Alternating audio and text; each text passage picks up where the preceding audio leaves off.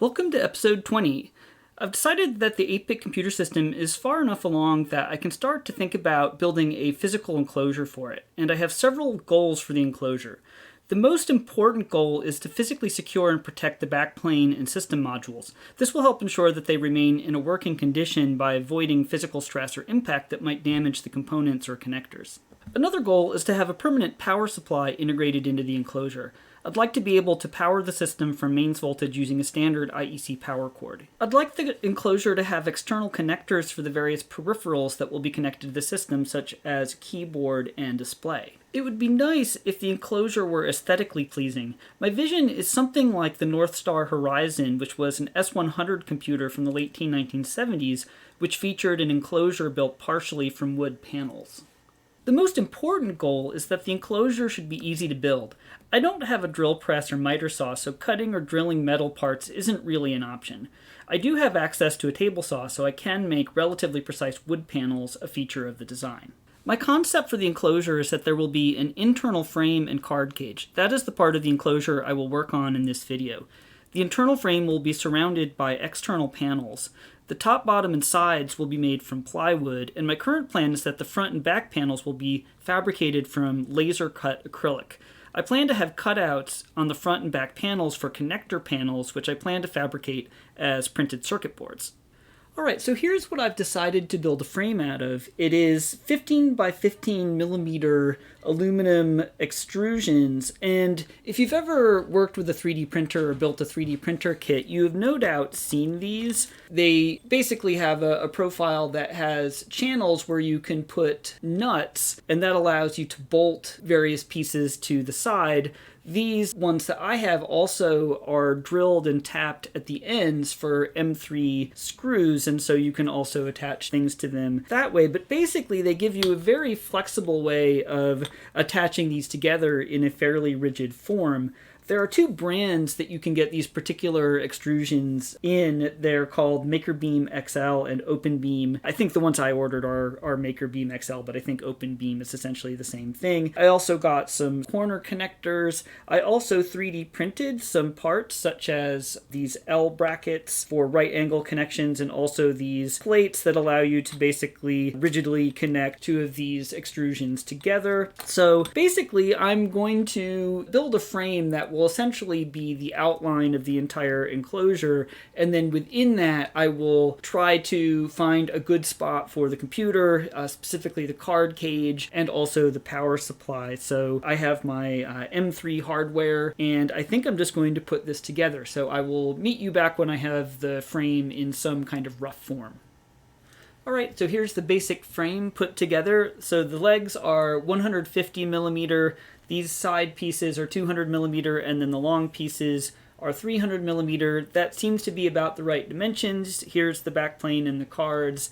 They fit pretty nicely in there with the power supply. I'll show an overhead shot in a minute, which will give you a better idea of how things fit in here. So the next step is to find a way to put in some additional pieces that are aligned better with sort of near the top of the card, so that I can then figure out some way of 3D printing and attaching clips that will hold the card securely, and that essentially will form the card cage. So I think one of these can go directly on this side of the enclosure. The other one, because there's a bit more space back here, the other one will have to be mounted, I think, probably with some additional legs. So let me show you the overhead shot just so you can see how things fit in here. Alright, so here's the overhead view that just gives you a little bit better idea of how things are going to fit in here. As you can see, there's plenty of room for the backplane and the cards. This is the power supply that I'm going to use. I think there should be plenty of room back here to put in a cooling fan to draw some air past the CPU, and the power supply are probably the two things that could benefit from some active cooling. Okay, so my next task is to figure out how to get some rails that will allow us to add clips to secure the cards.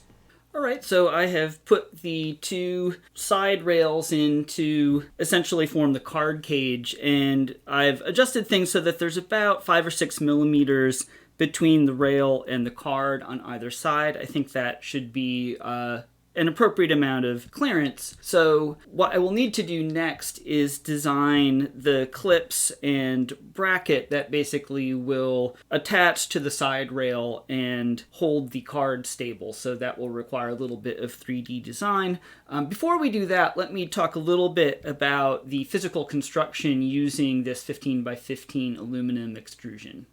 Okay, so here's a piece of the aluminum extrusion that I'm using, and the basic idea is that you slide a nut into the channel, and that allows you to screw into the nut hole and pull the part that you're attaching tight against the extrusion. These are the Maker Beam XL T-slot nuts is what they're called, and they work really well. The basic problem with them is that they're very expensive, and so what I've found is that these 5mm by 5mm by 2mm square nuts, these are for M3 screws, they also slide pretty well into the channel and should give reasonable mechanical stability. So what I've found is that if you're going to attach a part, the easiest way to do it is screw into the part first, attach the nut, then you can slide the nut into the channel with the part attached. That's easier than trying to slide the nut in first and then line up the screw with the hole. So let's try it with this this cheaper square nut. It's a little more fiddly to get in, but it should work fine if I can get it aligned correctly. There we go.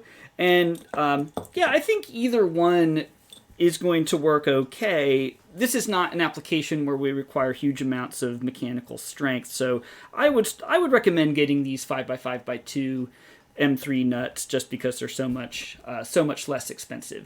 Alright, so here's my PCB clip design in OpenSCAD, and the idea is that these will attach to the rails that you just saw, and the cards will fit between these protrusions. I've rounded and beveled the edges to hopefully make the cards insert smoothly. So what I'm going to do is I'm going to test print this clip. This is obviously only a part of the overall guide rails that eventually I'll be printing, but I want to just print the clip for now so I can see if there's a good fit with the edge of the PCB.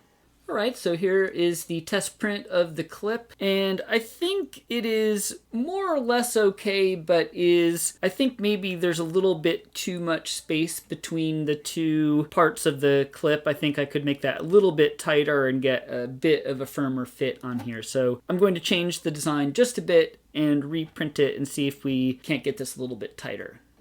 Alright, so I adjusted the amount of space between the two sides of the clip, and this is definitely better. I think that is tight enough to provide some good mechanical support, but still there's enough clearance that we can get these on and off easily.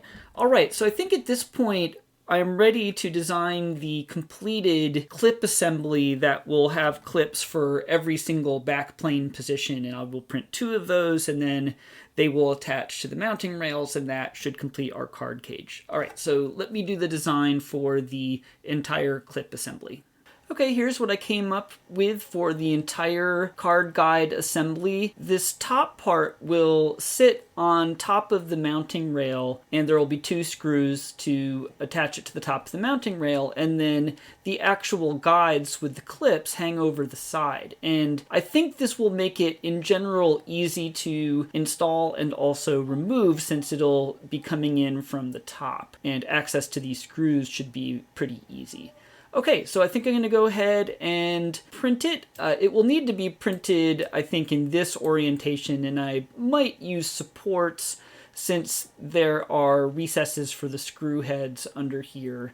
So, alright, let me get this printing and let's see if it'll work. Alright, so here are the full card guide assemblies printed out. I've got one already in place here, and this is the other one. They just go on the rails like this. I'm not going to screw it in, but basically where it's sitting, this pretty much gives you a good idea of the function that it serves when it's actually screwed in. And if I stabilize these with my hands, you can see these cards are definitely held in place quite securely. I would say this is definitely filling the need of keeping the card stable. So I would say at this point, we're in really good shape. The frame is good, the card cage is good. everything is good. One thing you'll note here is that I haven't put the system module with the CPU and the glue logic into one of these clips, and the reason is I have some wires soldered onto the very edges of the card as power rails essentially, and that essentially prevents the card from fitting nicely into the clips. That's not going to be a problem because I'm actually going to have a PCB fabricated that will be a proper PCB for the system module that won't require all of these wires. All of the actual connections between pins will be part of the PCB. That's actually coming in a episode later this summer. So anyway, I would say everything that I wanted to accomplish with regards to the frame and the card cage is really good at this point. All right, I think this is a good place to wrap things up. So the internal frame and the card cage is basically done at this point. I'm quite satisfied with how it turned out. The other details about the enclosure, such as the power supply and the wiring and the external panels, including the connectors for both power and peripheral devices, are still to do, so those will be coming up in future videos. The next major system design task, actual hardware and firmware development, will be to create a display module for the system, and what I tentatively have in mind is to use a FPGA to generate VGA video output for the system. So that is, I would say, the main task for this summer. So definitely stay tuned. I'm going to be actively working on this, and I should have some more videos coming up in the near future. All right, I will see you in the next video.